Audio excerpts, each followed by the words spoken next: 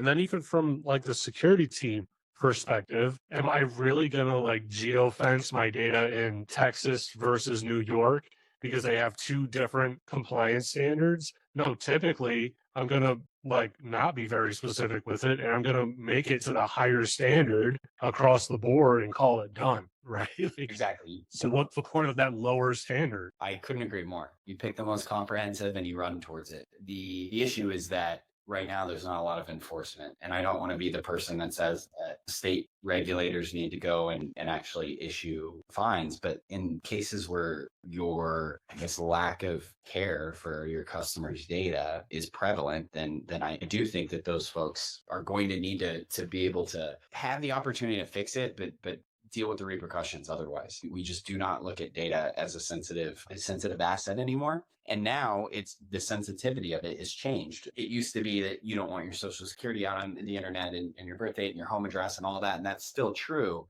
for the individual, but we've been just fatigued by data breaches to where people don't even care anymore, which is sad. But now you have this whole new element with AI where we've got this silicone curtain between the USA and Russia and China and all of these nation states that are all racing towards the best LLM, racing towards the best database, for lack of a better term, and training models. So now it is imperative that we're keeping our IP out of China's hands, for example, and Russia's hands, because we're giving them an unfair advantage and working towards global catastrophe. So I know that sounds like fear mongering, but that's kind of the world we live in now. So data is definitely worth something for both of those reasons. Yeah, yeah. No, I don't think you're fear mongering. I mean, I don't think that I think that you're probably like even understating the importance of like this AI arms race that we're in right now. Yeah. Right. I wonder for the regulatory side of it, I wonder if these fines aren't even enough, right? Because it was a couple months ago, Facebook got fined some astronomical number. I mean, I think it was like what, $4 billion or something like that.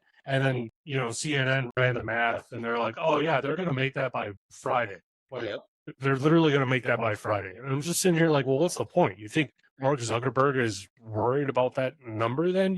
Like whatever it was, I can't remember what the number was, but I literally remember them running the math like live and being like, yeah, that wouldn't even like keep him up at night. That wouldn't even like mess up his sleep schedule, let alone, you know, put a dent in his vault, of $100 bills, right? Like it's you need to have something you need to have a penalty that's a little bit steeper, something like, okay, well, you're limited in what data you can actually maintain for the next 24 months.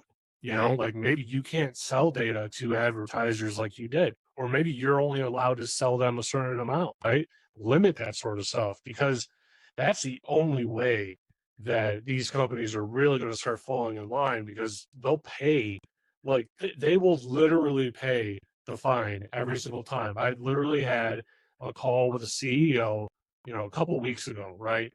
And I was making the pitch for like $100,000 just so I could buy a tool to allow me to see what's going on in the cloud. And he asked me, what's the risk if I don't do anything? I was like, well, if we get breached, I'm not going to even know. Like, I literally won't know. There's nothing I can do about it. I won't know for probably 3 months minimum. And his response was, I accept the risk.